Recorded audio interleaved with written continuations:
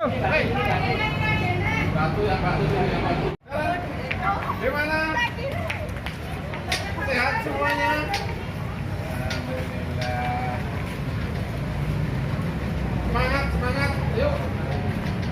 Oh, dipoto sama Pak. Semangat tenang Bapak kayak. Semangat, Kuning.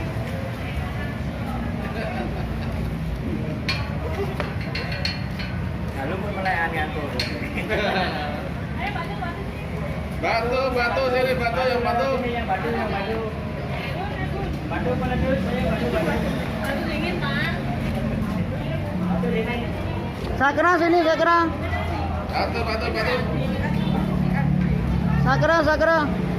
Sakra kembang.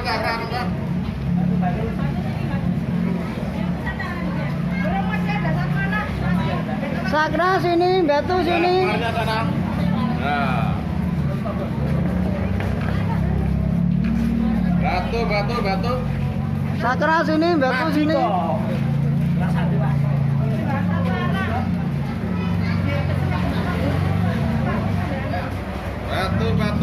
Batu.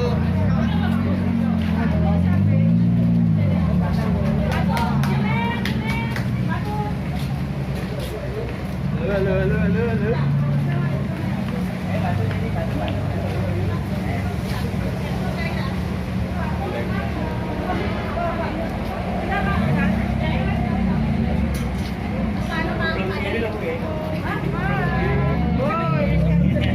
Sendiri ya?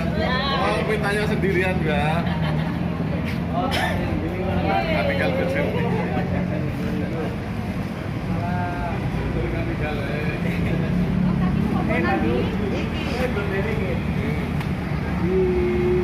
Batu. Oh, kayak Pak. Beda. Batu.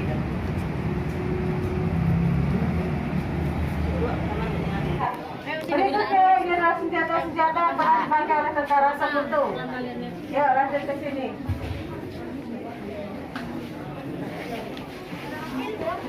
Berikutnya di vitrin kedua, ini adalah senjata-senjata tradisional yang pernah dipakai oleh pembela tanah air, peta ya. Ada tombak, ada keris, ada golok. Nah, yang menarik di sini ada yang namanya suito dan hangut, tempat makan dan minum pembela tanah air kita. Terbuat dari tempurung kelapa dan anyaman bambu. Kemudian di bawah suito dan hangut adalah samurai, senjata yang pernah dipakai oleh tentara Jepang. Selanjutnya, vitrin ketiga. Ini juga termasuk senjata yang pernah dipakai oleh tentara Jepang saat pertempuran di Kota Baru, 7 Oktober 1945. Nah, ini ada sekalian, ada beberapa senjata yang bisa kita rampas saat itu. Ada yang namanya mortir, senjata senapan, kemudian ada brand. Nah, ini senjata-senjata yang pernah dipakai oleh tentara Jepang.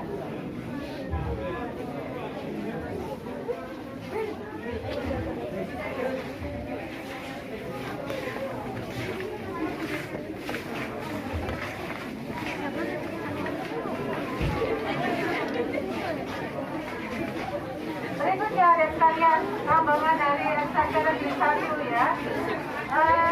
Berikutnya ini adalah perahu lintas laut di angkatan laut, perahu patroli kita, perairan Banyuwangi dan Bali ada 2 perahu, namanya perahu Mayang dan perahu Jengkong. Ini adalah senjata amunisi kita. Kemudian pistol ini adalah hasil rakitan untuk pertama kalinya oleh para pejuang kita ya dari sekalian. Ini dulu pabriknya pertama kali ada di Yogyakarta, sekarang ada di Bandung, yaitu perusahaan Pindad. Nah, yang menarik di sini adalah sarang tawon atau rumah lebah. Nah, ini adalah senjata jebakan ya yang pernah dipakai oleh pejuang kita untuk menjebak tentara Belanda. Ternyata sarang tawon pun bisa menjadi senjata andalan kita. Nah, ini bagaimana teknisnya? Nah, ini saat tentara Belanda mendekat, justru sarang tawon yang ditembak oleh para pejuang kita. Nah, akhirnya tawonnya keluar. Nah, menyengat tentara Belanda. Ya, Belanda kalahnya dengan tawon. Vitrin terakhir di Museum 1. Ya, monggo dari gerobokan maju. Ya, karena TL tadi minta dipandu ya, untuk itu selalu mengikuti petugas yang ada. Nah, di vitrin terakhir di Museum 1, ini adalah merpati putih atau merpati pos. Nah, ini adalah Pak Pos kita, adik-adik. Dulu bukan orang yang ngantar surat, tapi burung. Dan burung ini pun sangat cerdik karena sudah terlatih ya. Jangkauan terbangnya bisa 120 km. Dan arsip atau dokumen dimasukkan ke cincin, adik-adik. Di kaki burung ini dikasih cincin. Nah, di dalam cincin inilah diselipkan arsip dan dokumen yang sangat penting. Nah, inilah merpati pos atau merpati putih Pak Pos kita saat itu. Ya, lanjut museum 2. Ayo, satu.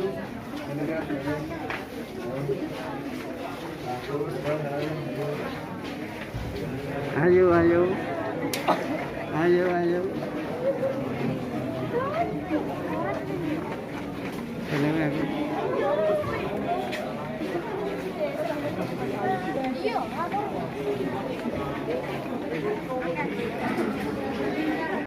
Nah, ini ya sekalian alat komunikasi kita saat itu di Jenawi Karanganyar. Berikutnya di sini ada yang namanya walkie-talkie.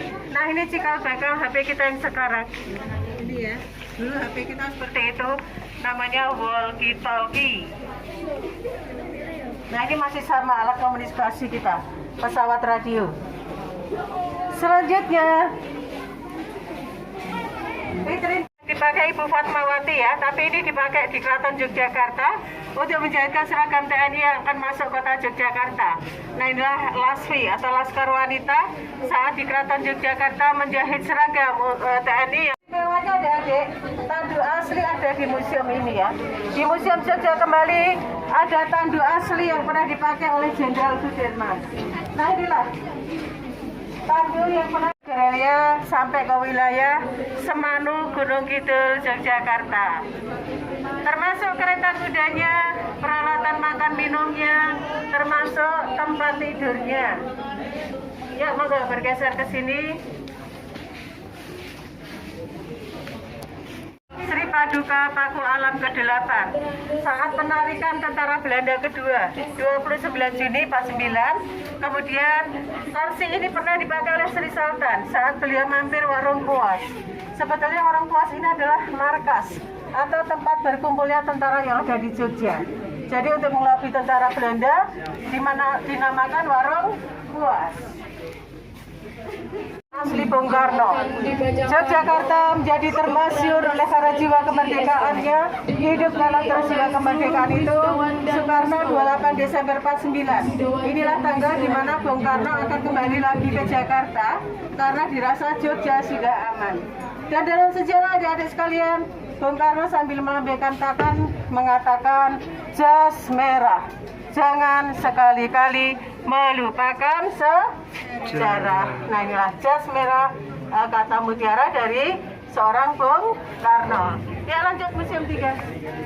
Ke Museum 3, dan di Museum 3 ini adalah evokatif dapur umum ya. Ini terbentuk di Wonosari, Gunung Kidul, Yogyakarta saat peristiwa agresi militer Belanda kedua.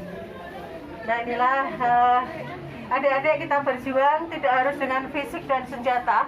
Menjadi sukarelawan pun sudah termasuk ikut berjuang ya. Kemudian ada PMI, Palang Merah Indonesia kita. Ini salah satu pejuang kita ada yang terluka, akhirnya diobati oleh perawat kita. Inilah PMI, Palang Merah Indonesia kita.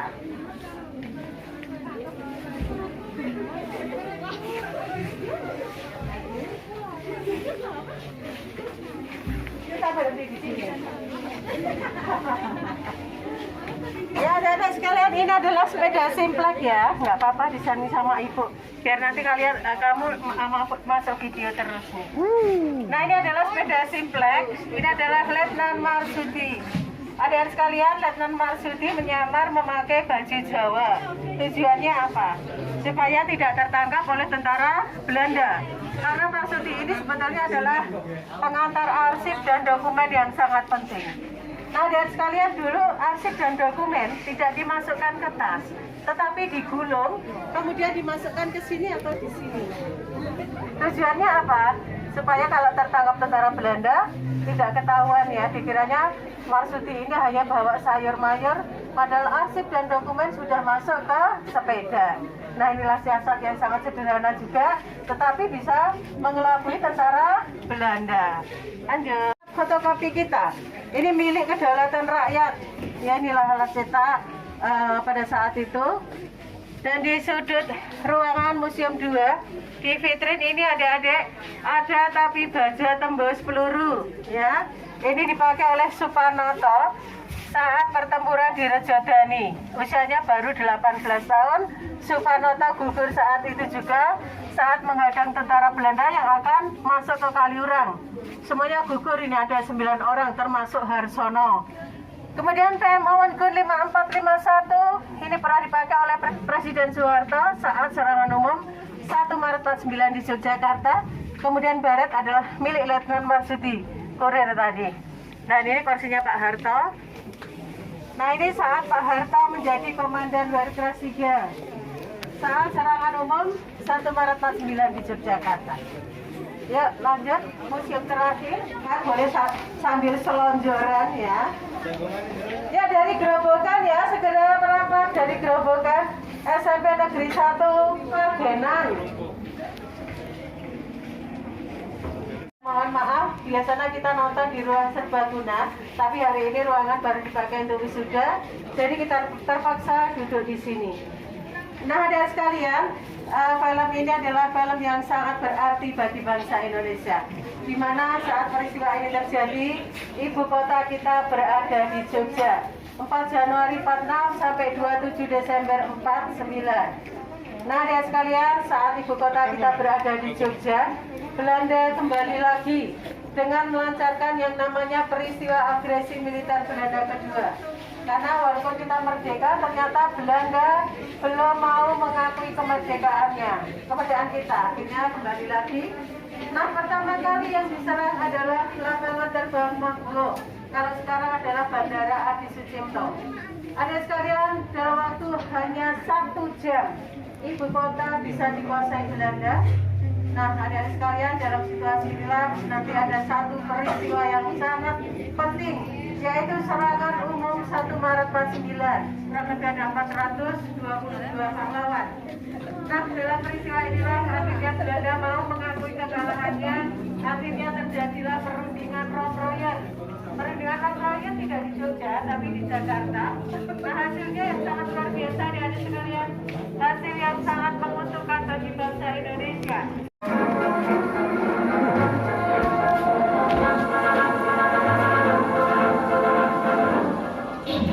Desember 1948, Belanda melancarkan agresi militer kedua dengan pasukan militer negara serangan langsung nasional Indonesia dengan serangan sehingga terjadi pembunuhan yang dahsyat.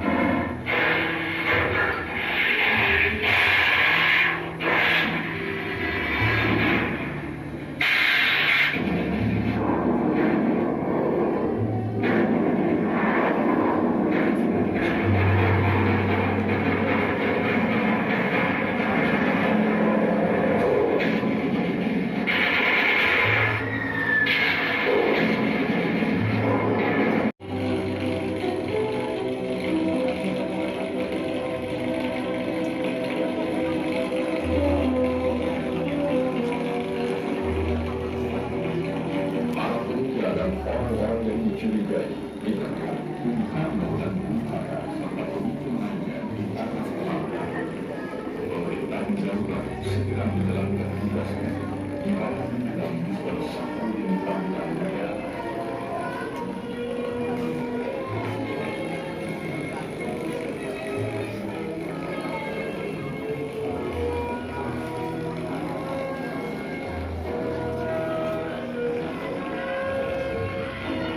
Tentara Nasional Indonesia berhasil mengkonsolidasi kekuatan di sekitar luar kota Yogyakarta di bawah pimpinan Panglima Besar Jenderal Sudirman. Letnan Kolonel Soeharto mempersiapkan pasukan untuk menyerang kota Yogyakarta yang diduduki Belanda. Dari hasil penelitian, pembagian daerah pertahanan kota Yogyakarta dibagi dalam 6 sektor. Dengan menyusun strategi yang matang sekali, pasukan dibagi dalam beberapa sektor, antara lain pasukan dari sektor 1 bertugas bergabung pos Belanda yang berada di kantor pos, juga menganjurkan pos Belanda yang terletak 50 meter di sebelah perempatan Monobaran. Pasukan sektor 2 bertugas menganjurkan pos Belanda yang berada di dalam Monobaran. Sementara itu, pasukan sektor 3 menyerang markas Belanda di Hotel dan Hotel Merdeka. Pasukan sektor 5 dan 6 sepanjang dekat rel kereta api, sedangkan serangan terhadap pos Belanda yang berada di Sentral Mani dilakukan oleh sektor 4 yang dipimpin langsung oleh Letnan Kolonel Soeharto dan Tni Kalimantan. Setelah itu menyerang pos Belanda yang berada di Pabrik Lokomotif. Tepat pukul 6 pagi tanggal 1 Maret 1949, ketika sirine pagi berkumandang, kota Yogyakarta diserang dari berbagai sektor oleh 1.500 orang tentara nasional Indonesia dan pejuang. Serangan mendadak membuat Akhirnya jebule bocah ya. dan terjadi pertempuran yang sengit. Sebagai identitas, pasukan tentara nasional Indonesia telah berhasil dilakukan satu kota. Akan memulai serangan ini untuk menduduki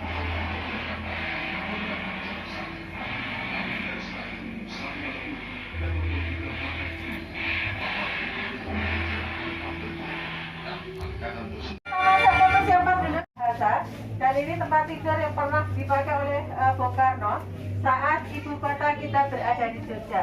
Inilah tanggalnya 4 Januari 46 sampai 27 Desember 49. Ini boleh diambil fotonya ya. Ini sangat penting sekali karena Yogyakarta pun pernah terpilih menjadi ibu kota. Berikutnya ini adalah bendera pusaka kita yang nomor 2 garis kalian, yang nomor 1 yang ada di Jakarta. Nah inilah bendera serikat yang nomor 2. Berikutnya di teks proklamasi. Ada sekalian di teks proklamasi tahunnya tidak ditulis 1945, tetapi ditulis angka 05. Ini kalian jangan bilang ini tahunnya salah, tidak. Ini tahunnya betul adik-adik karena banyak pengunjung yang mengisi di kesan-pesan ya. Kenapa di teks proklamasi tahunnya tidak ditulis 45 tapi 05? Ini namanya tahun Saka atau tahun Jepang. Jadi kita merdeka 1945, di Jepang itu tahunnya sudah 1605 ya. Selisih berapa ratus tahun begitu. Terakhir di sini adalah meja kursi tamu yang pernah dipakai oleh Muhammad Hatta saat berada di Rosobayan. Dan Muhammad Hatta pun punya janji kepada bangsanya, saya tidak akan menikah sebelum bangsaku merdeka. Itu terbukti adik-adik. Muhammad Hatta usia 49 tahun baru menikah, tetapi istrinya usia 18 tahun. Nah inilah janji seorang Muhammad Hatta. Terakhir ini adalah kursi kenit atau kenip. Dulu namanya Komite Nasional Indonesia Daerah, Komite Nasional Indonesia Pusat, yang sekarang menjadi DPR MPR kita. Ya dulu namanya kenit dan kenip. Ya lanjut ke lantai 2. Kita masuk ke diorama.